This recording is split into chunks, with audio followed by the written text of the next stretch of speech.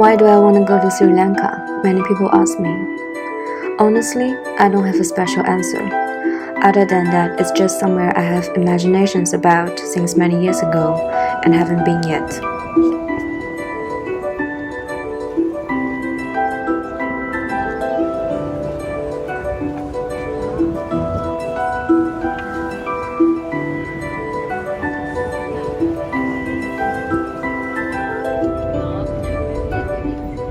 My first and probably only imagination about Sri Lanka is the iconic train routes. I took 2 train rides there, one time for 8 hours, another time for 3 hours, just to satisfy my obsession with the idea of trains. Somehow, I always think taking train is the most romantic way to travel. It feels like you are using your eyes to scan every inch of the land you are crossing through, glancing at the earth in the most surreal and yet most truthful way. You can look at the nature passing by for a long time, until at some point you feel like you've been dissolved into the nature you're passing by.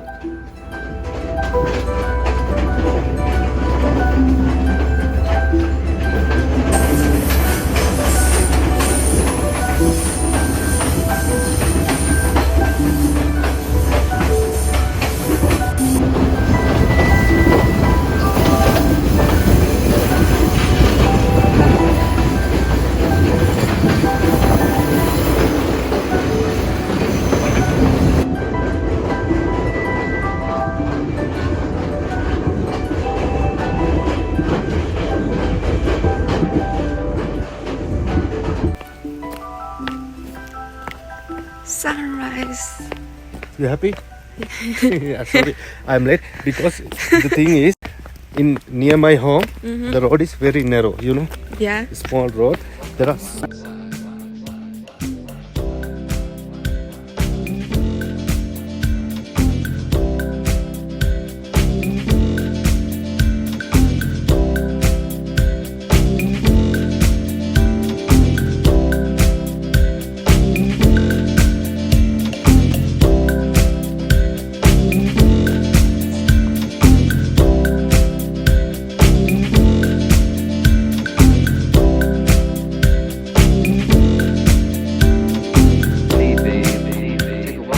I must admit, the trip in Sri Lanka is not an easy one.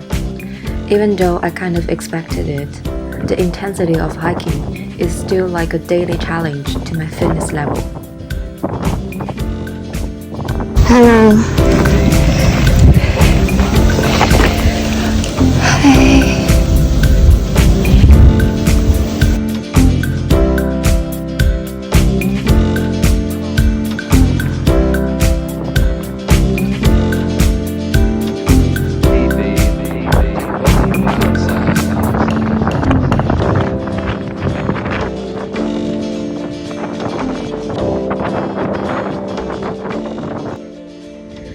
And after endless panting from using all your limbs to climb up, the view at the top almost never disappoints.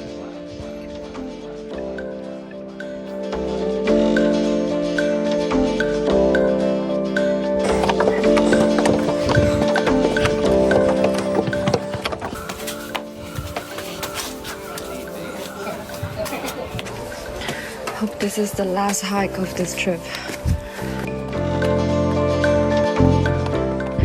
So, some crazy king like 2,000 years ago decided that he wanted to live on this huge rock. He built a castle on top of this rock. And imagine his poor guy that have to climb up all this way that I just did to transport stuff.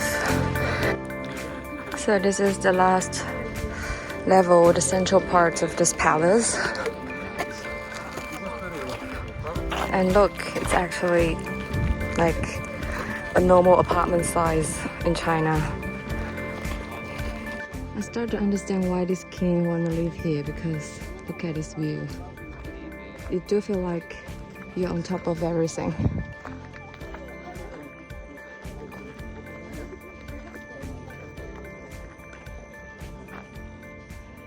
And you do feel like you're the king of the world.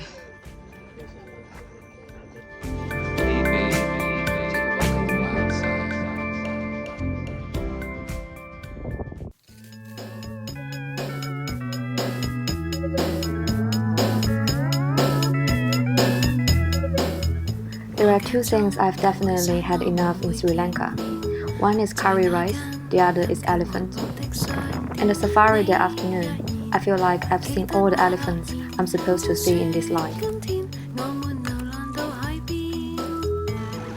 I've seen a baby elephant running. I've seen elephants pee and poop.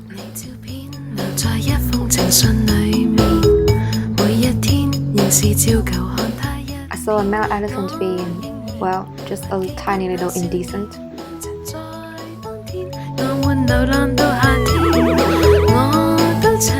I've also seen a female elephant threatening to attack the jeeps close by because I guess she just doesn't care much for human beings.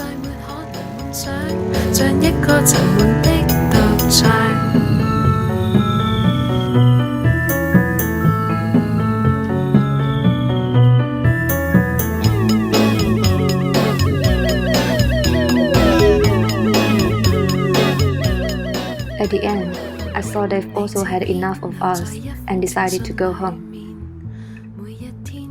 Despite the fact that I was a little elephant jaded, I couldn't help thinking, these are probably the most lucky elephants left on earth, who are still able to be themselves, live as they want. And that makes me a lucky person too, to have watched these lucky wild elephants doing weird things as natural as they are.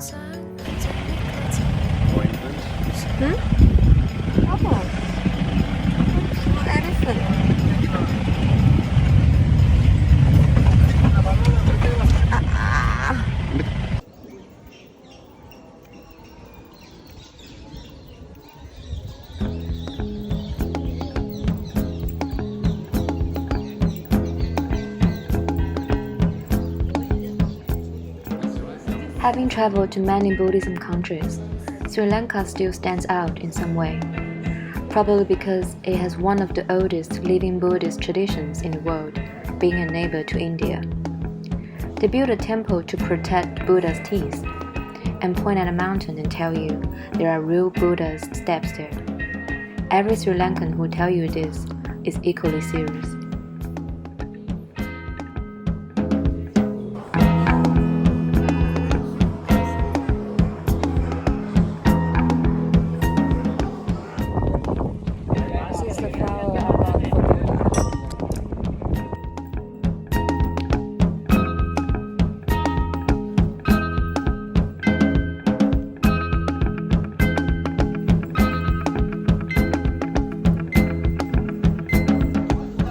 I spent my last 2 days visiting numerous ancient Buddhism ruins with my driver, a devout Buddhist who I spent 6 days with. As we walk among the sacred areas, he insists I walk with my shoes off as a real Buddhist, even when it's not strictly required. I never imagined what a transcending experience it is when you have to walk barefooted. At noontime, it feels like walking on real fire, that your heart rate will instantly surge to a degree that your heart is jumping out. Most of the time, every step hurts. I followed my driver around.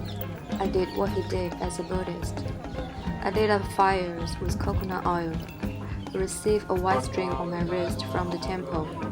I bow, I pray, I offer my flowers. At the end of the day, when we were sitting in a Buddhist ceremonial assembly, I looked at the ants eating at my dirty feet. The sun was setting down, and I guess I could understand a little bit what religion brings to people at that moment. Maybe it's not about what you believe, it's about what you do.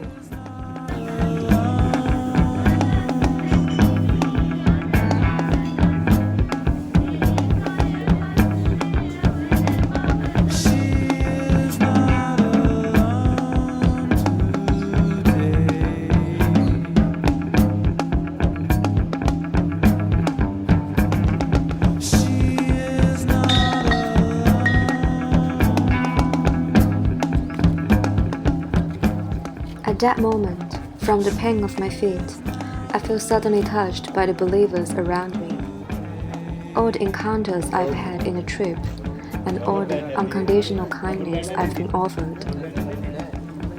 When you go on a trip by yourself, you know you're always facing something unknown, something new.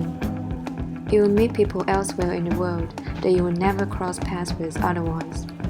And you let go of part of your existing self to make space for the new. You allow yourself to be susceptible and allow yourself to feel.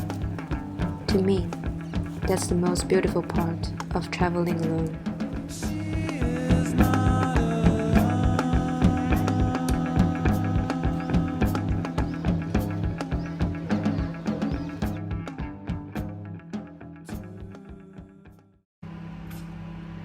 Last night was really fun. I got drunk with a bunch of local people and also smoked a little bit of weed. Not the smartest thing I've done.